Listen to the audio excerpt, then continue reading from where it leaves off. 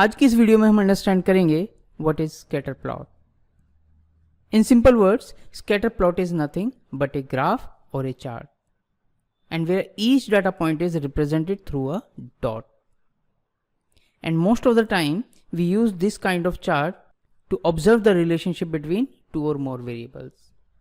For example, हमने कुछ trees को observe किया, उनकी diameter मापी और उनकी height मापी। मैं पूरा डाटा ना लेकर के इसमें से कुछ डाटा एलिमेंट्स यहाँ पे शो करूँगा ताकि मैं इजीली एक्सप्लेन कर सकूँ। अब हमारे पास ये डाटा है, हमें डायमीटर और हाइट में कोई रिलेशन है या नहीं है ये चीज़ ऑब्जर्व करनी है। तो हम क्या कर सकते हैं, हम यहाँ पर स्कैटर प्लॉट डायग्राम बना सकते हैं।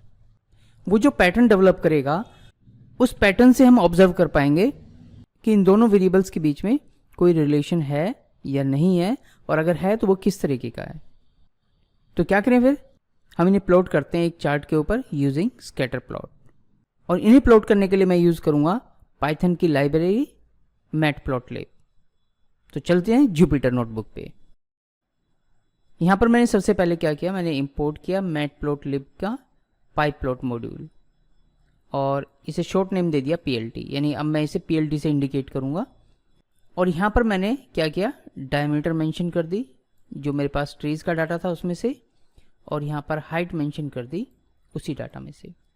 अब देखते हैं कि डायमीटर और हाइट में कोई रिलेशन है या नहीं है। तो हमें क्या करना पड़ेगा, सबसे पहले स्कैटर प्लॉट डायग्राम बनाना पड़ेगा। तो इस PLT का यूज़ करेंगे, हमने लिखेंगे यहाँ पर PLT डॉट स्कैटर।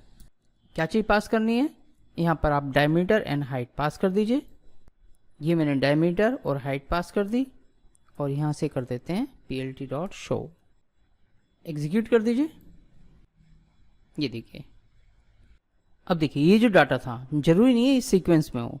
जैसे डायमीटर 4.20, तो 4.20 यानी यहाँ पर आएगा कहीं पे पॉइंट हमारा। और हाइट कितनी है, हाइट है 3.14, तो 3.2 ये है, 3.14 यहाँ पर, यानी ये जो डॉट है ये वाला, ये रिप्रेजेंट कर रहा है पहली एंट्री को। उसके बाद डायमीटर जब 5.55 है तो 5.55 यहाँ पर आएगा। इसके कॉरस्पॉन्डिंग हाइट कितनी है, 3.87, तो 3.87 यानी यहाँ पर आएगा। तो देखिए ये सेकंड वाले डाटा पॉइंट को इंडिकेट कर रहा है, यानी हर एक डॉट क्या कर रहा है, एक ट्री को रिप्रेजेंट कर रहा है कि उसकी हाइट कितनी है और उसकी डायमीटर कितनी है। लेकिन इस छोटे से डायग्राम को देखकर, इस छोटे से डाटा को देख करके हमें ये पता लग रहा है कि ये लीनियरली इंक्रीज हो रहे हैं। तो इस डाटा को ऑब्जर्व करके हम ये कह सकते हैं कि यहाँ पर लीनियर रिग्रेशन मॉडल लग सकता है वैल्यूज़ को प्रेडिक्ट करने के लिए। तो इस तरीके से आप स्कैटर डायग्राम का यूज़ कर सकते हैं वेरिएबल्स के पैटर्न को समझने के लिए, उनके रिलेशनशिप को अंडरस्टैंड करने के लिए।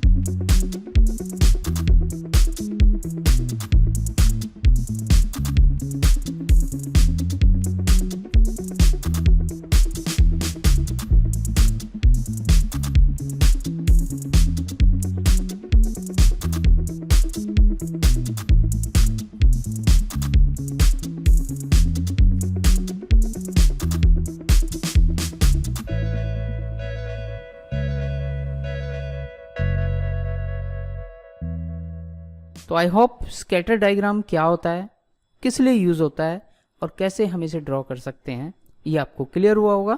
इस वीडियो में यहीं तक। All the best, keep watching.